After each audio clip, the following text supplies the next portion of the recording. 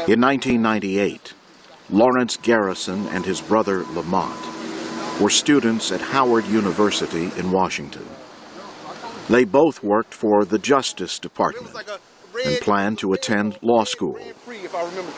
But a man who had fixed their car was arrested on drug charges. He told investigators that the Garrisons had been involved. And they questioned. That's when they showed me pictures of Tito's bed. They asked, "Have you ever seen this guy?" I said, "Yeah, he fixed my car." The repairman could have received a 10-year jail sentence for drug distribution. The only way to reduce that sentence was to say someone else was involved. Critics of mandatory sentences say people suspected of violating drug laws often falsely accuse others. Julie Stewart is president of Families Against Mandatory Minimum Sentences. Have a shorter sentence, and so they'll give someone up. Other times people actually even make up names and say, well, yeah, so-and-so did this. I know I saw him one time. Lamont Garrison remembers being given the chance to reduce his sentence. And they said, "Okay, Mr. Garrison, it's your opportunity, to help yourself." And I said, "Well, help myself out. What do you mean?" "Well, you know what this is about. You guys were doing wrong, X, Y, Z.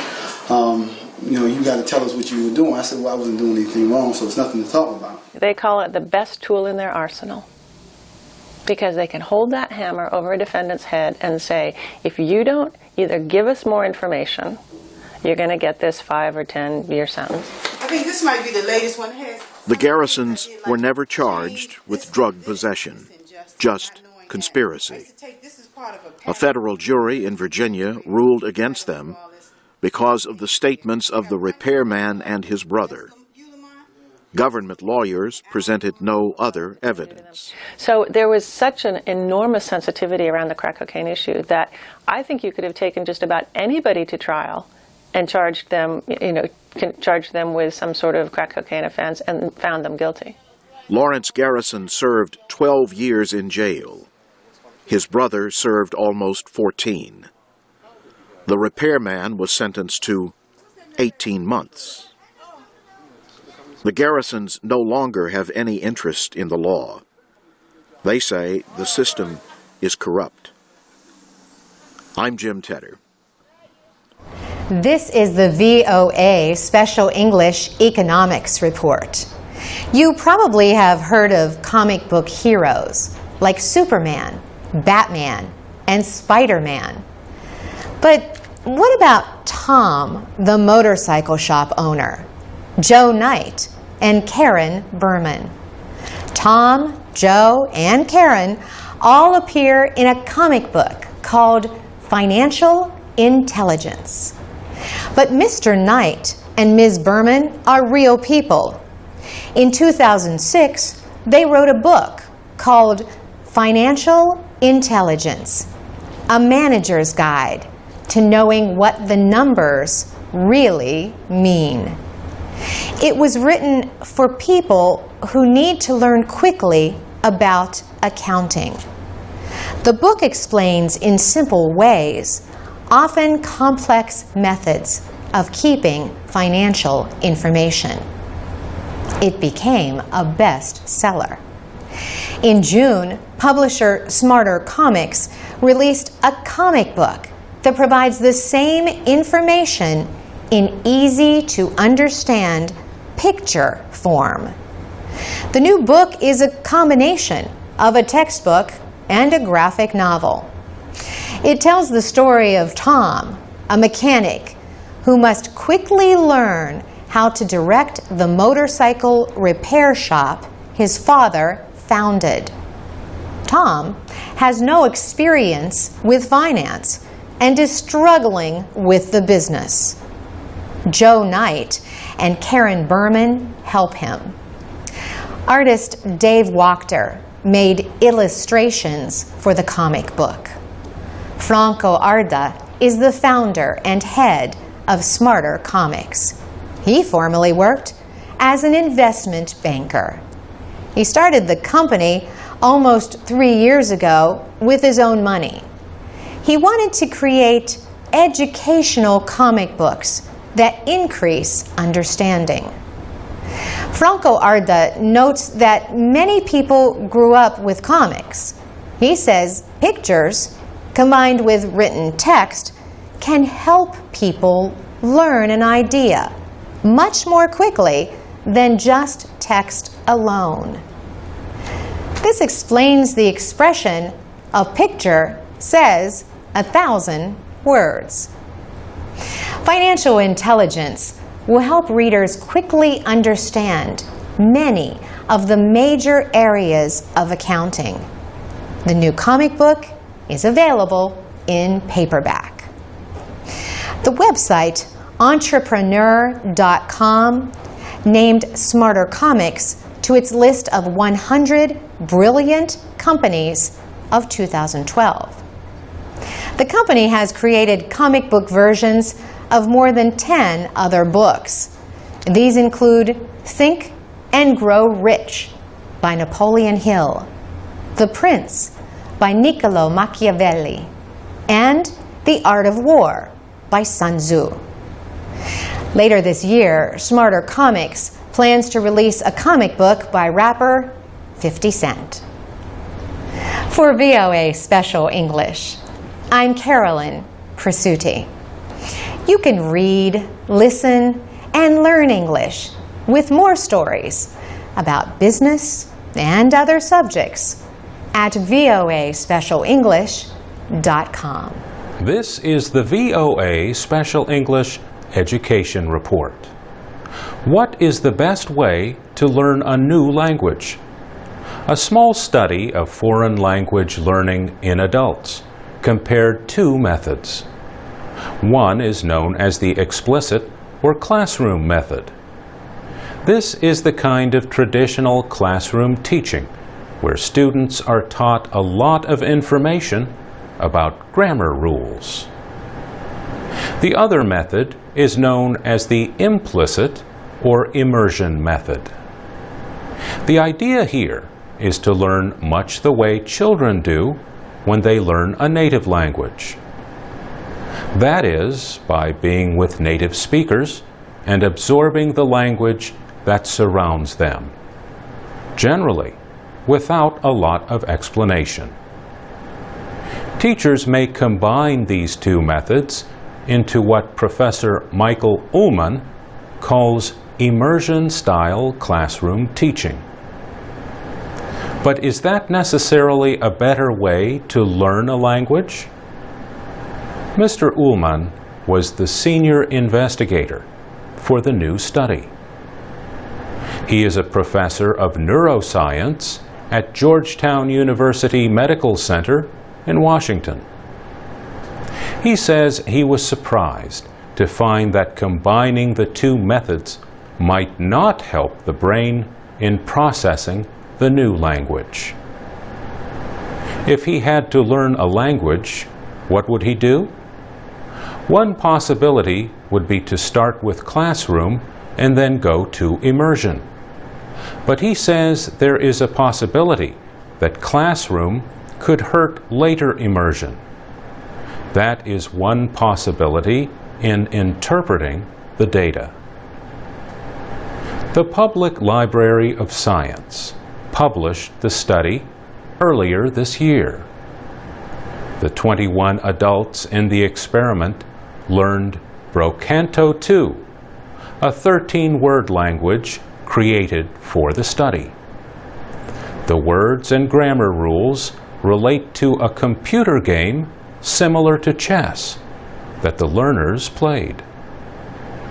For example, Blom Nemo Lu Neep Li Praz means the square Blom piece switches with the Neep piece. The researchers tested the people 3 to 6 months after they had learned the language to see how well they could remember it. The study found that those who had learned it with the immersion method had brain waves similar to those of native speakers of a language when speaking that language. Professor Ullman says those who trained with the classroom method also became more native-like in their brain processing. But only the immersion group showed full native-like processing of the grammar. Still, he says teachers should not make any curriculum changes based on his findings. He says further research is needed. And it may be, for example, that a combination of classroom and immersion might be best. But we don't know that. For VOA Special English, I'm Mario Ritter.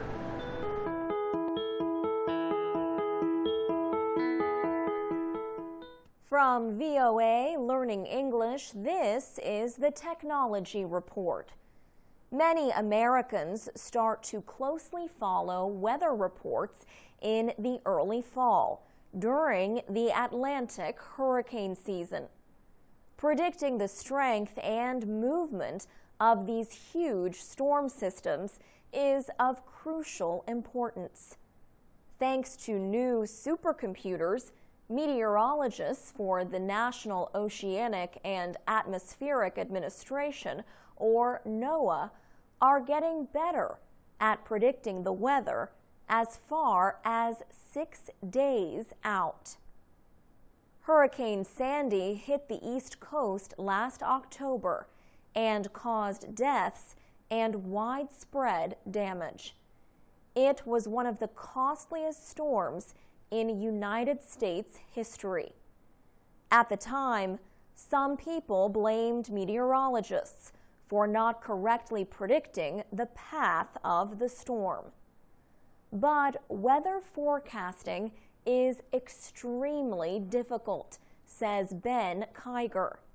He is the Director of Central Operations at NOAA's National Centers for Environmental Prediction in College Park, Maryland. Ben Kiger says oceans are another issue because they closely interact with the atmosphere and have a huge effect on storms. NOAA has spent about $20 million on 2 new supercomputers in an effort to improve the dependability of its forecasts. It takes a huge amount of computational power to examine data from weather satellites, ground stations, and other sources. It then takes a lot of power to predict temperature, air pressure, humidity, and wind speed. But human brains and experience are still very important to the process. Meteorologists at the National Centers for Environmental Prediction scan the same data that the supercomputers get before issuing a weather report. NOAA issues worldwide forecasts every 6 hours, every day of the year. For VOA Learning English, I'm Alex Villarreal.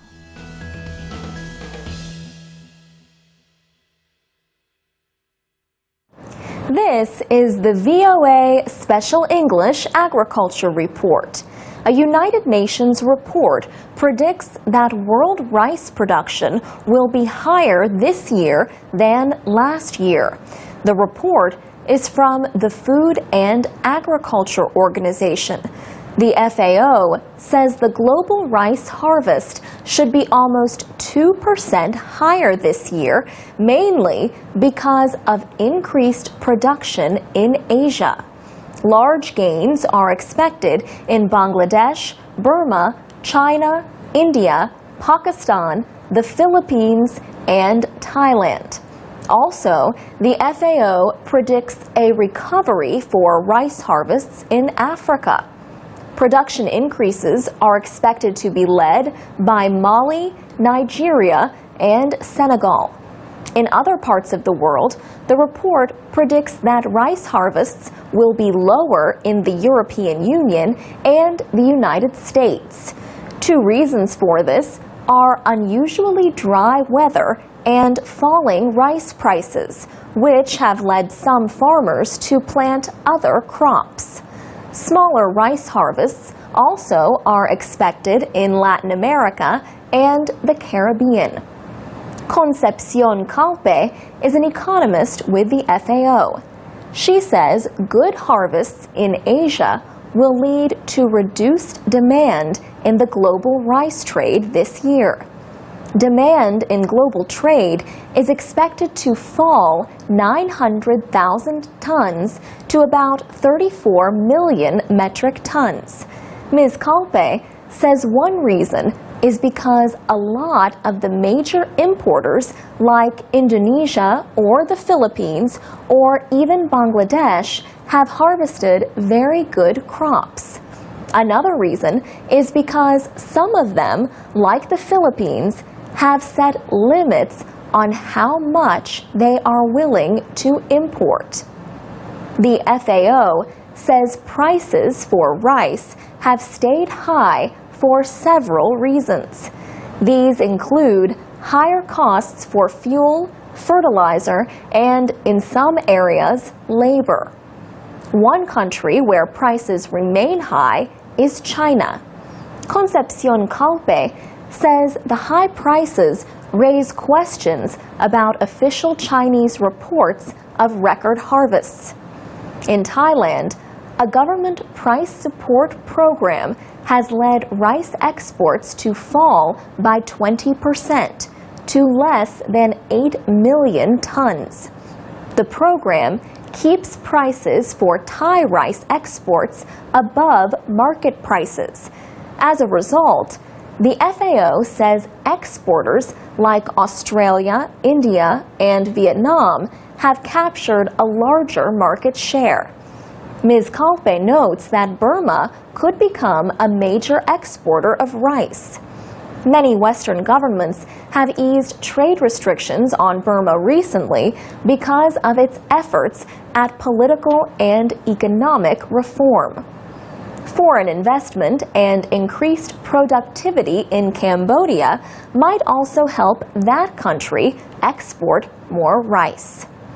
For VOA Special English, I'm Alex Villarreal.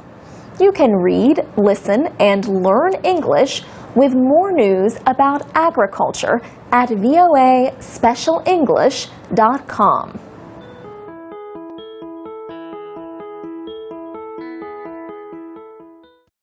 From VOA Learning English, this is the Education Report. Kid Pan Alley is a non-profit organization that holds songwriting workshops for students across the United States. The organization recently visited a school in the Anacostia area of Washington. The children presented a concert with the help of songwriter and recording artist Paul Reisler. He established Kid Pan Alley in 1999. Since then, he has worked with more than 35,000 students and produced more than 2,200 songs. He says the power of music can teach children skills they might not learn in school. He believes the American educational system is focused too much on standardized tests designed to measure knowledge. But Paul Reisler says we now live in a creative economy. He says his group is trying to inspire children to be creative. At Orr Elementary School in Anacostia, 95% of students come from poor families. Marlon Ray is the school's dean of students. He says some of the children have difficult lives, but he says these kids still want to strive for greatness. Jonna Turner is director of programs at the school. She says the 4th and 5th grade students are often focused on more than school. Some have to help their families or live in homeless shelters. A shooting took place in April directly in front of the school. No one was injured, but the incident affected the whole community. Students are often influenced by what happens around them. Still, Orr Elementary School has a positive, hopeful atmosphere. Marlon Ray says the workshop and concert made possible by Kid Pan Alley created good memories that will last for years. For VOA Learning English, I'm Laurel Bowman.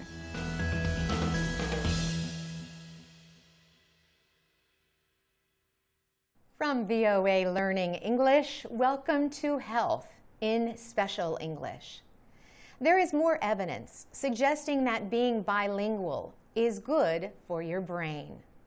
A new study found that older adults who have spoken 2 languages since childhood showed better mental skills than those who speak just 1 language.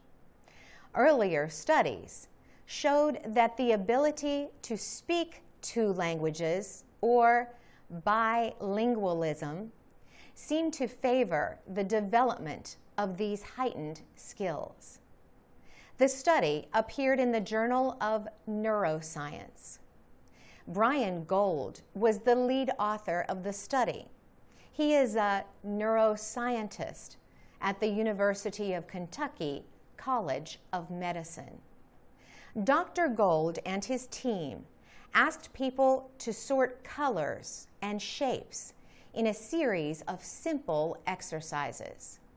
They used brain imaging to compare how well 3 groups of people switched among these exercises.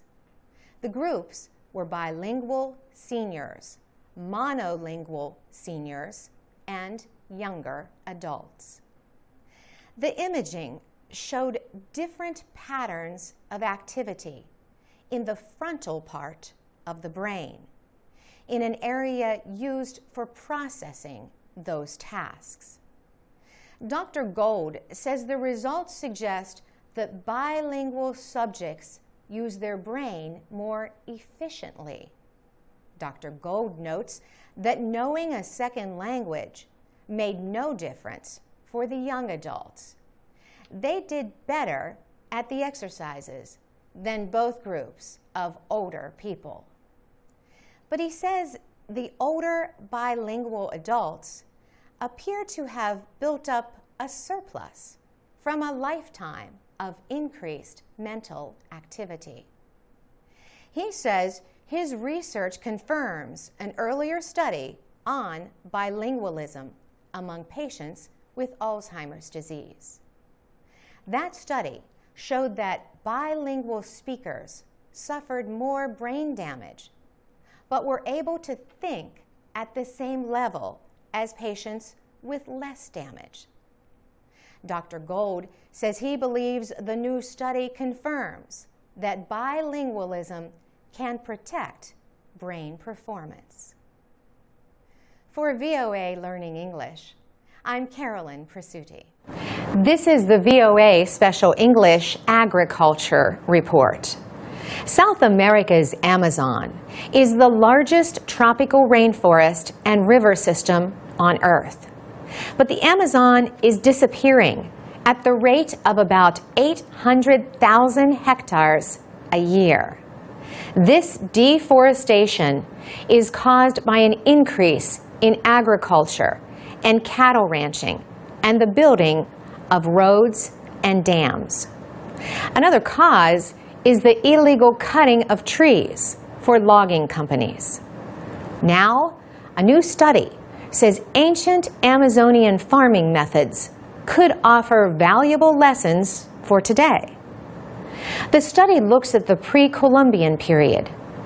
Christopher Columbus and other European explorers began arriving in the Americas in the late 1400s.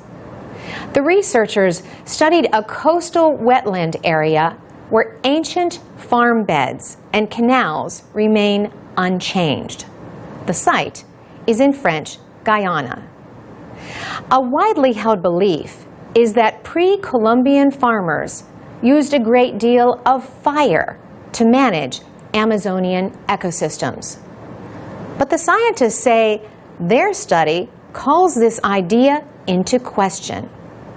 It shows that raised field farmers limited their burning to improve agricultural production. Jose Iriarte from the University of Exeter in England was the lead author of the study.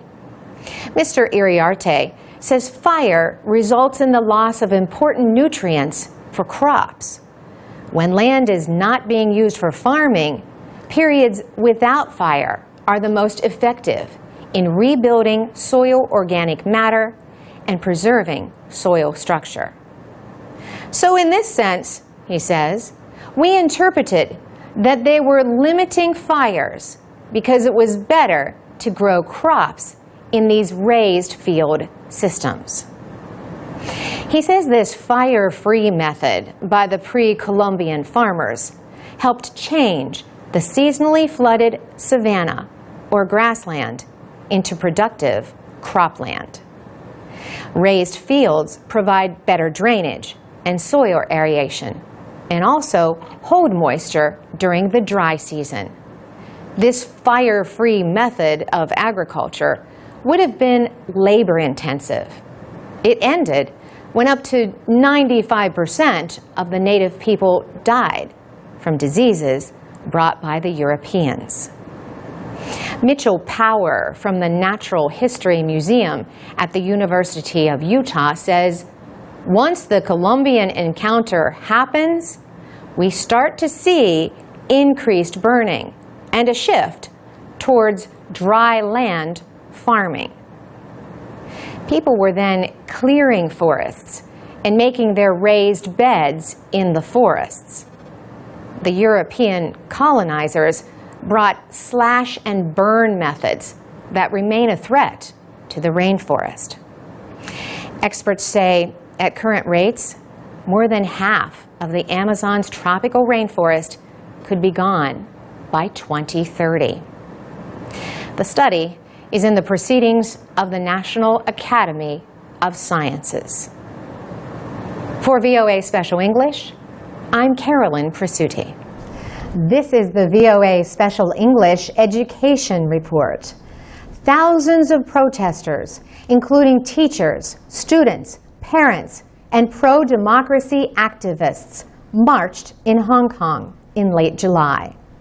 They were protesting a plan to teach Chinese patriotism classes in Hong Kong schools. Organizers said 90,000 people marched to the government headquarters, but police gave a lower estimate of 32,000. The Hong Kong government says the classes are meant to build Chinese national pride. The government plans to require the classes in elementary schools starting in 2015.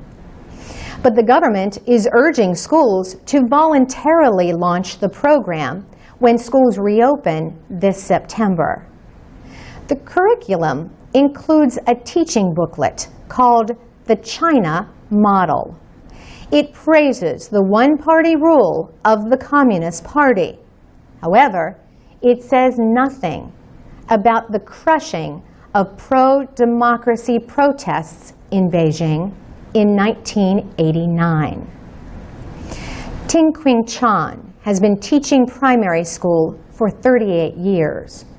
He says he was not persuaded by the booklet.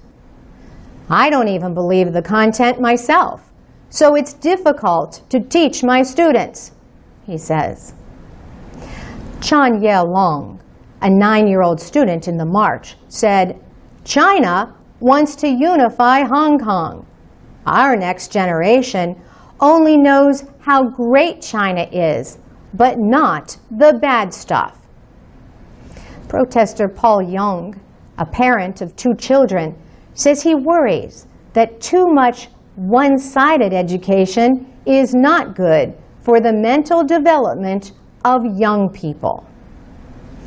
The protest was another sign of public concern about what critics see as the Chinese government's interference in the former British colony. Britain returned Hong Kong to China on July 1st, 1997. China promised to let the territory largely govern itself. This year, more than 100,000 people joined a pro-democracy march on July 1st. It was the largest such gathering in 8 years. Many of the protesters demanded that the city's new leader resign. Lang Jun-ying took office earlier that day. He was chosen by a mostly pro-Beijing committee. Willie Lam is a China specialist in Hong Kong. He says people in Hong Kong have lost trust in the Hong Kong government. He says they are afraid the administration of Lian Jun-ying will take orders from Beijing to support the Communist Party and not spread knowledge of China in a fair way. To read, listen, and learn English, go to voaspecialenglish.com. You can also find our caption videos at the VOA Learning English channel on YouTube. For VOA Special English, I'm Carolyn Presutti. This is the VOA Special English Health Report. Sleep-disordered breathing is a term for a group of conditions that can interfere with normal breathing while people sleep. These include snoring, mouth breathing, and sleep apnea. Sleep-disordered breathing can do more than just leave people feeling tired the next day. It can also affect people's health. In children, the effects can include behavioral and emotional problems. In a new study, researchers asked parents about their children's breathing from when they were babies up to about age 6. The parents also answered questions about behavior at ages 4 and 7. Karen Bonuck at the Einstein College of Medicine in New York led the study of about 11,000 children. She says sleep-disordered breathing was associated with a 50% increase in what she calls adverse neurobehavioral outcomes. These included hyperactivity, aggressiveness, and problems relating to other children. Ms. Bonuck says the more serious the breathing problems, the more serious the behavioral issues were likely to be. Other studies have linked sleep with children's behavior, but this study was extensive enough to reject other possible causes. The study appeared in the journal Pediatrics. An estimated 1 child in 10 snores regularly. A smaller number suffer from other sleep-disordered breathing. How well do you sleep? A popular belief is that sleep gets worse with age. But in another new study, those who reported the fewest problems with sleep quality were people in their 80s. Researchers did a telephone survey of more than 150,000 American adults. Michael Grandner at the University of Pennsylvania Medical School says the original goal was to confirm that aging is connected with increased sleep problems. The survey did find an increase during middle age, worse in women than men. But except for that, people reported that their sleep quality improved as they got older. Or, as Mr. Grandner points out, at least they felt it did. The findings are in the journal Sleep. Health problems and depression were linked with poor sleep. But Mr. Grandner says older people who are not sick or depressed should be reporting better sleep. If not, they need to talk to their doctor. They shouldn't just ignore it, he says, nor should their doctor ignore it. He says healthcare providers generally dismiss sleep complaints from older adults as a normal part of aging. For VOA Special English, I'm Alex Villarreal. Get more health news and learn English at voaspecialenglish.com. This is the VOA Special English Health Report. Officials in the United States say deadly abuse of painkillers and other prescription drugs has reached epidemic levels. More than 36,000 people died from drug overdoses in 2008, the latest year available. That was almost as many as from road crashes. More than half of the overdoses involve drugs that need a doctor's approval, and 3/4 of those deaths involved what are called opioid painkillers. These include drugs like methadone, morphine, hydrocodone, also known as Vicodin, and oxycodone or Oxycontin. Death rates from prescription drugs were highest among people 45 to 54 years old. A recent government report said painkiller deaths more than tripled in the past decade. They now top the number of heroin and cocaine deaths combined. The Obama administration released a plan last year to try to deal with the problem.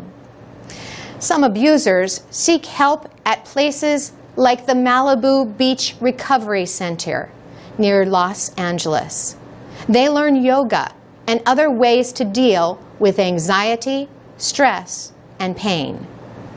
Joan Borston heads the center. She says stopping is difficult because in the case of pain pills, the body has stopped producing its natural defenses to pain, and users have to have more and more. Around the country, special drug courts work with addicts to get them counseling and treatment. Marianne Gunn is a retired drug court judge. She now appears on Last Shot with Judge Gunn, a TV program that shows the effect of drugs on users and their families. She says in 1999, the big problem was methamphetamine. And we have addressed that and are continuing to address that.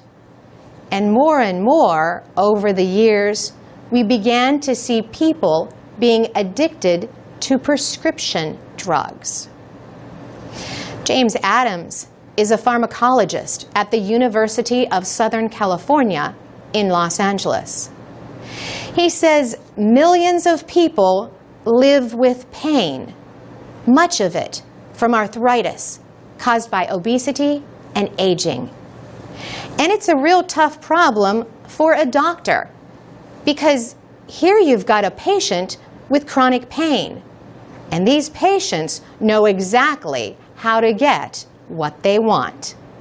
And if that doctor doesn't give it to them, they just go to the next doctor.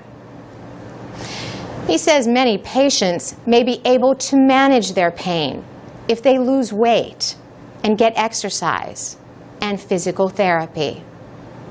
Another solution, California and many other states have registries. These tell doctors and pharmacists what potentially dangerous drugs their patients are already taking. For VOA Special English, I'm Carolyn Presutti. Say that you are just counting money, you have so many money, and you are working with money, and so you are so happy. But to be honest with you, my major at university was English and teaching English, and I was so let's say in those days I was so talented in this major. Where in Afghanistan are you calling from?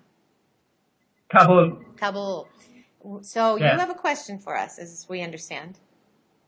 Yes, however, I had a Google search and I got some idea, but still, it would be very kind of you to explain about elder and older. So, as far as I know, we say I'm older than my brother, but I can't say I'm elder than my brother. And then I'm going to go to work in Indonesia first. And then I have planned to go to United States, hopefully. I want to get the scholarship. We have a big problem of environmental issue.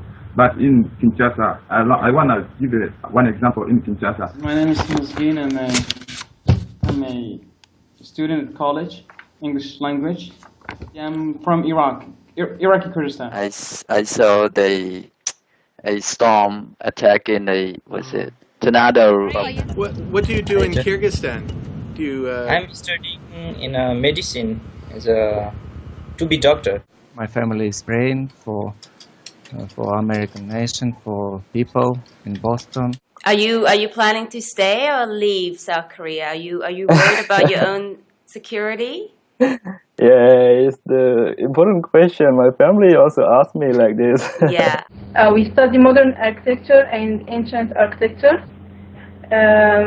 We study also physics and math. We are working now in Egypt in our company on translating Windows 8 from English to Arabic. We have 8 people in the same room. I'm from Afghanistan. I'm studying in India.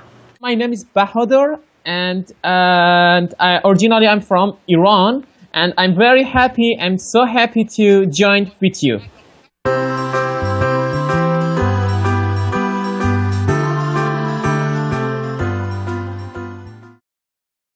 From VOA Learning English, this is the Economics Report in Special English.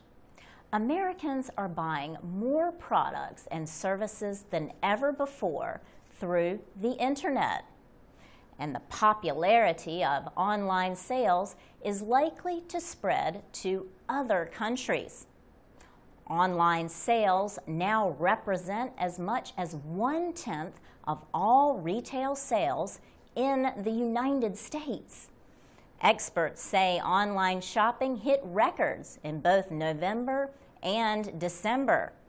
57% of Americans have bought something electronically.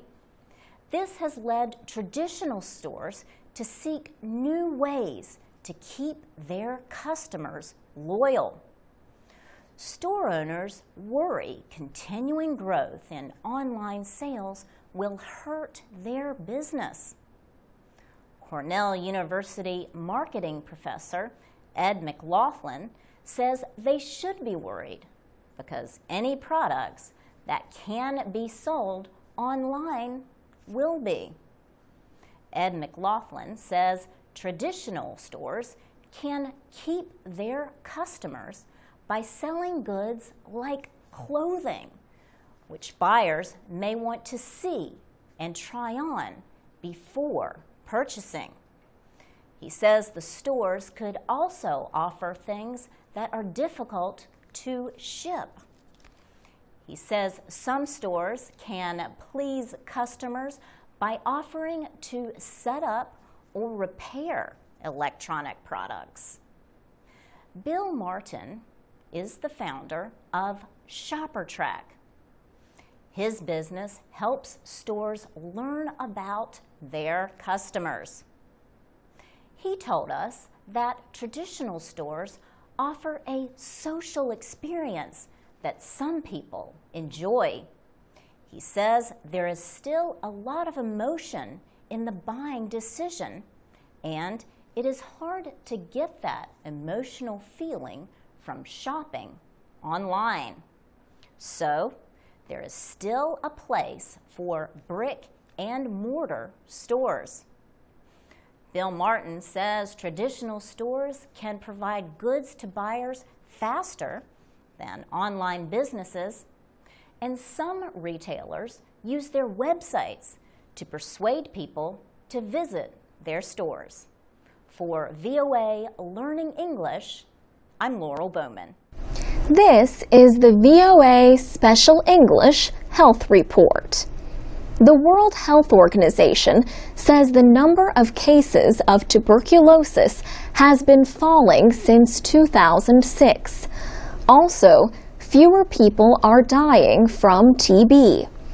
But a study by researchers at the University of California, San Francisco, says smoking could threaten this progress. Nearly 20% of all people use tobacco. The smoke also sickens millions of non-smokers. The new study predicts that smoking will produce an additional 34 million TB deaths by 2050. Efforts to control the spread of tuberculosis have mainly focused on finding and treating infections. Much less effort has been made to understand the causes. Dr. Anthony Fauci is director of the National Institute of Allergy and Infectious Diseases.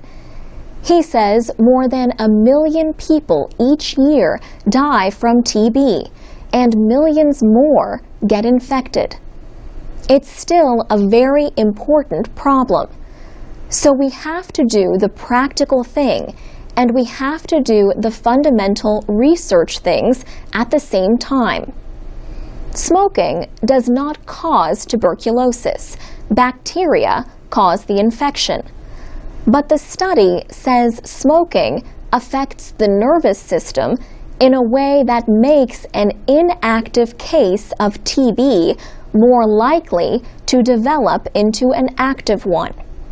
Study co-author Stanton Glantz is director of the University of California's Center for Tobacco Control Research and Education. He says tobacco use could increase the number of people expected to die from tuberculosis between now and 2050 by about 26%. The study is described as the first to identify a direct link between tobacco use and rates of TB infection and death. Professor Glantz says the results should guide those creating health policies and TB control efforts. If you want to control the infectious disease of tuberculosis, you have to control the tobacco industry and the tobacco industry's efforts to increase tobacco use, particularly in developing countries where tuberculosis is a big problem. The study predicts that the situation will only get worse if tobacco companies continue to sell more of their products in those countries.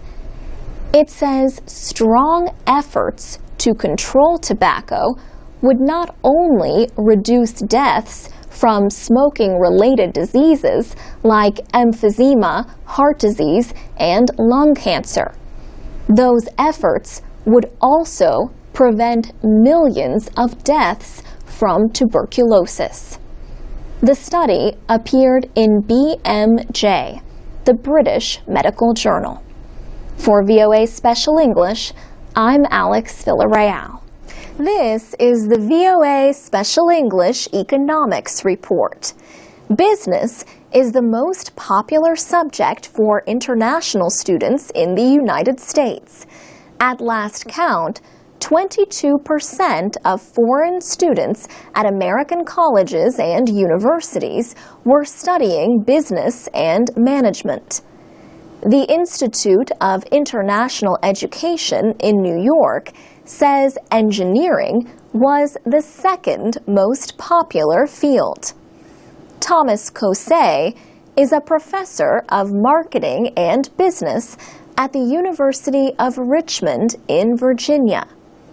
He says international students who want to study business need to have good English skills. At the same time, native English speakers who work with foreign companies may need to learn some new communication skills themselves. This is because the world has more non-native speakers of English than native speakers. At the University of Richmond, teams of graduate students work with companies seeking to enter the American market. The students learn about writing market entry studies. The reports are written in English, but Professor Kosei tells his students to consider who will read them. He said his students have to write the report so that it can be understood by someone who is an English speaker but not a native English speaker. For example, he tells his students to avoid jargon and other specialized terms that people might not know in their own language. This can be good advice even when writing for other native speakers. But effective communication involves more than just words. Kay Westerfield is director of the International Business Communication Program at the University of Oregon. She says you must have the language skills as well as cultural intelligence. Cultural intelligence means the need to consider local behaviors in everything from simple handshakes to speaking to large groups. Still, Kay Westerfield says the ability of foreign workers to speak English is becoming more important to companies looking to off-source operations to other countries. Also, she says English skills often provide a competitive edge for business students when they seek jobs. She said, as one business student in West Africa put it, English is a lifeline. For VOA Special English, I'm Alex Villarreal. We offer live English lessons Monday through Friday at the VOA Learning English page on Facebook. You can also read and listen to our programs and find activities for English learners at voaspecialenglish.com. And we have podcasts on iTunes. This is the VOA Special English Economics Report. Energy has become an important issue in the American presidential campaign. And gasoline prices, costs that affect almost all Americans, have risen sharply in recent months. For example, former Massachusetts Governor Mitt Romney has criticized President Obama's energy policy. In a newspaper commentary, he said the president has let prices rise while placing too many requirements on the energy industry. One issue in the political debate is a project proposed by the Canadian company TransCanada. Its Keystone XL pipeline would stretch more than 3,000 kilometers from Alberta, Canada, to several oil processing centers in the United States. If completed, the project would cost about $13 billion and transport over 1 million barrels of oil a day. The Republican Party has criticized President Obama for delaying work on the oil pipeline. Republican Doc Hastings serves in the United States Congress. He says the party wants to use all of the nation's energy resources. Mr. Hastings says that would include use of both the Keystone XL pipeline and oil exploration in coastal waters. He says Republicans in the House of Representatives have passed reforms that break down government barriers to America's natural resources. And he says the House has passed legislation that would open coastal areas to new oil exploration and production. In early March, President Obama visited a Daimler truck factory in North Carolina. He told workers that more oil exploration is not an easy answer to the nation's energy problems. He said the United States has 2% of the world's oil reserves, but uses 20% of the world's oil. He said this means that even with increased oil production, there is no easy answer to high gasoline prices. Workers at the North Carolina factory build alternative fuel vehicles. Mr. Obama told them that new sources of energy mean more jobs.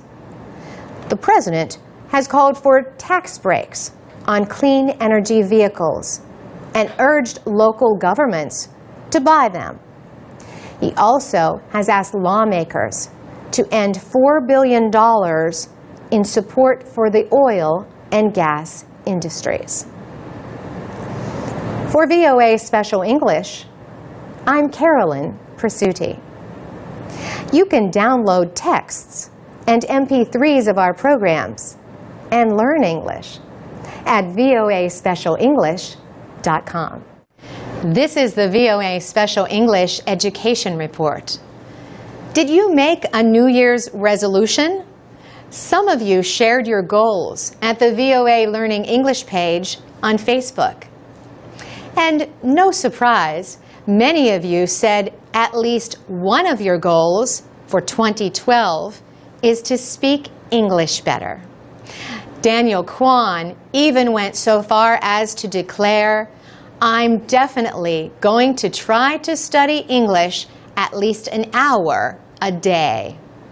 Jose Antonio Velarde says, "My first resolution is to speak English as fluently as my Spanish."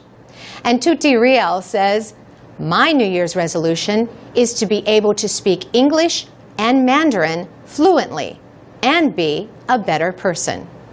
Juwita Zulmi says she wants to improve her English and get a scholarship to study overseas. Another goal for 2012, a new boyfriend. Durley Johanna Barreto has these two resolutions: to speak English fluently and to get a job. Hsian Kim also has two goals: to lose weight and improve speaking English. And Katie Cecalina has these resolutions: don't eat meat. I'll take it easy. Then to learn Spanish or Italian and find my real love. The last ones will be the most difficult, she thinks. Rafa Mintz's main goal is finishing high school and getting into a university. Lola Wesquito Octobrata says, "I am going to get married and finish my undergraduate study with good results." And Uma Sharif is ready for the next step this year, a master's degree. Handri Permana has this resolution: be more meaningful before my time's up on Earth. And Handry has this advice for others. Have fun seriously in life. DNL Pajirian has fun playing the video game Defense of the Agents, or DOTA. DNL says, my New Year's resolution is, I want to spend more time on my studying than playing Dota. Refki Aditya's resolution is to not be lazy about studying anymore. And Noor Chenifa says, I want to be the best in my national examinations, to be a braver girl, and to take a scholarship abroad. Shara Radinka offered this comment. My resolutions are to pass vocational school, get a scholarship, and visit Singapore and Malaysia. And Sita Adyuda is thinking of Australia in 2012. I wish I could have a career abroad in my dreamland of Oz. And let's see, as I'm an optimist, I'm going to make it real this year. Ha ha ha. For VOA Special English, I'm Carolyn Prasuti. Go to voaspecialenglish.com to read, listen, and learn English with our programs and activities. You can also find live lessons at the VOA Learning English page on Facebook. This is the VOA Special English Health Report. Heart disease is the world's leading cause of death, yet most cases can be prevented. Doctors say reducing deaths from heart disease will require not only changes in the way people live, it will also require changes in public policy and better public knowledge about differences in heart disease between men and women. Two conditions, coronary artery disease and microvascular disease, can both reduce blood flow to the heart. Experts at Brigham and Women's Hospital in Boston say heart disease in women is more likely to be caused by microvascular disease. Finding this condition may require tests other than an angiogram. An angiogram is a kind of X-ray test. Doctors use it to look for a buildup of fatty plaque material that can block arteries. Arteries carry oxygen-rich blood away from the heart to the rest of the body. The World Health Organization says heart disease kills 18 million women a year. And these are not just older women. Carrie Vincent had a heart attack after giving birth to her first child at the age of 31. Ms. Vincent is now taking her message to women at meetings in their homes through an organization called Sister to Sister. Irene Paulin started Sister to Sister to educate women about heart disease. Ms. Paulin urges women to learn about their blood pressure, cholesterol levels, and other risk factors for heart disease. Ms. Paulin teamed up with a heart specialist at Brigham and Women's Hospital. Dr. Joanne Foodie works mostly on prevention efforts. She says, the good news is we know that 90% of heart disease is preventable by reducing risk. That means not smoking, and it means controlling or avoiding diabetes. It also means keeping a healthy weight and eating healthy foods. And it means exercising at least 30 minutes on most days and managing or reducing stress. Dr. Dariush Mozaffarian at the Harvard School of Public Health also has other advice. He says people should eat more fish, whole grains, vegetables, vegetable oils, and nuts, and reduce the amount of salt and trans fats in their diets. trans fats can increase the risk of heart disease. Heart disease increasingly affects women in developing countries. Dr. Mozaffarian places a lot of blame on the global epidemic of obesity.